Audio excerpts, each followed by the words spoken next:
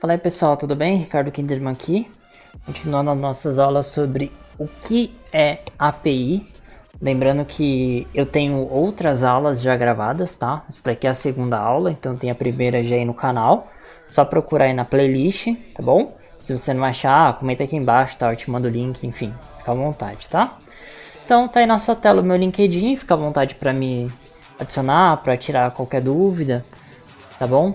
Então fica à vontade aí que assim que possível eu respondo. E também comenta aqui embaixo se você tiver alguma dúvida, tá? Lembrando, essa daqui é a segunda aula, então vamos lá. Então, agora sim, o que é uma API? Né?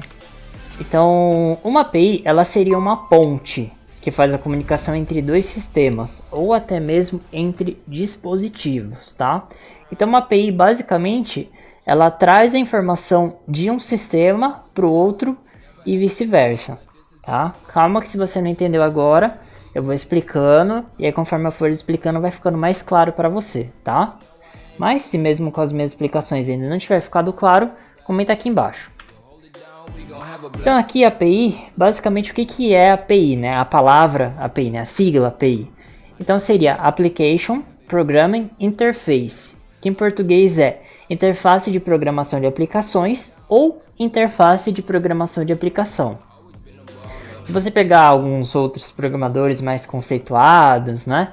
Muitas vezes você vai escutar eles falarem API, né? Que nada mais é API em inglês, né? Então API, tá bom? Então também pode ler ou você escutar dessa forma, tá? Então aqui, entendendo um pouco do problema para a gente chegar na solução que seria a API. Então aqui nesse caso, a gente tem duas pessoas de nacionalidades diferentes.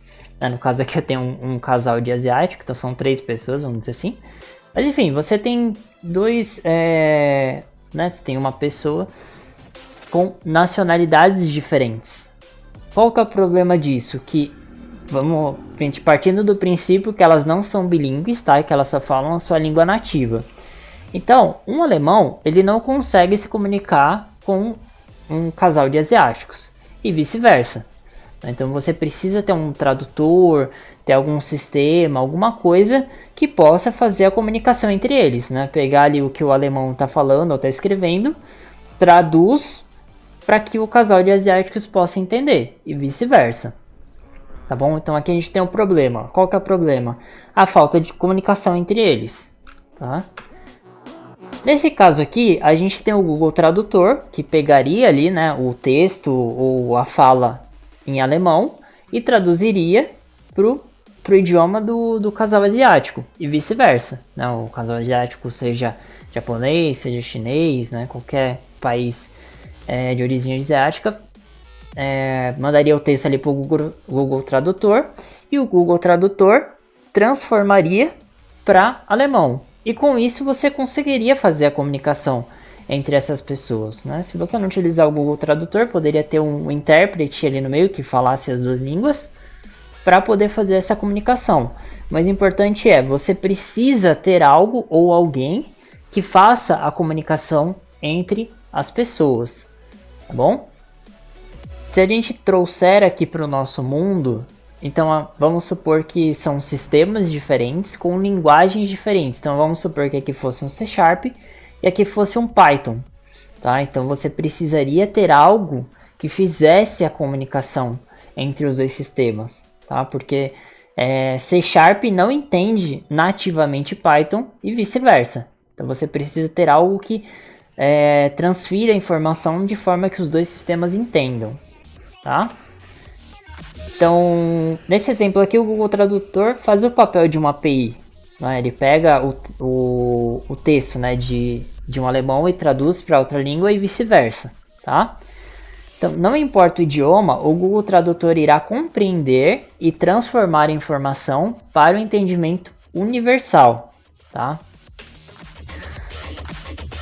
Então aqui a gente tem centenas de linguagens de programação, né, que eu coloquei somente algumas, e bancos de dados diferentes, mas precisamos que as informações sejam passadas de forma universal para qualquer uma delas.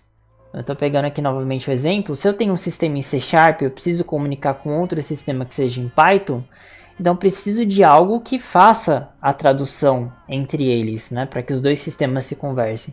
Mesma coisa C# e Java. Eu preciso ter algo ali no meio, vamos dizer assim, que pegue a informação de um sistema e passe para outro de forma que o outro sistema possa entender. Tá?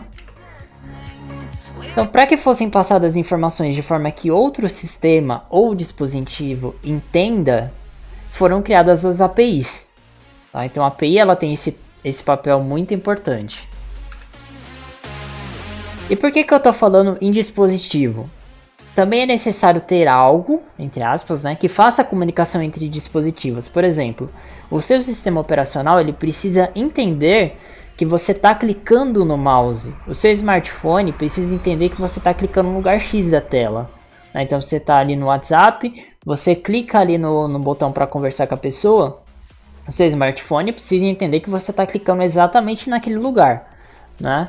Então existem APIs responsáveis por esse tipo de função, né? Se você está no videogame, o seu videogame tem que entender que você está ali com o controle apertando o botão X, bolinha, enfim, né? Depende do seu console, tá? Então existem, né, APIs que fazem essa comunicação, mas isso aí é outra história, tá? Só justificando por que eu usei a palavra dispositivos, tá bom? Mas o que a gente vai focar aqui é realmente nessa parte sistêmica, não parte de hardware, dispositivo. Tá bom? Só uma curiosidade inútil aí. Então, basicamente, esse daqui foi a primeira explicação sobre APIs. Eu vou estar trazendo outros vídeos, tá? Não esquece aí de acompanhar o canal, tá bom? Se você não entendeu até aqui, comenta aqui embaixo, que eu vou estar respondendo o mais rápido possível, tá bom? E na próxima aula, a gente continua as nossas aulas. Obrigado, fiquem com Deus, até mais.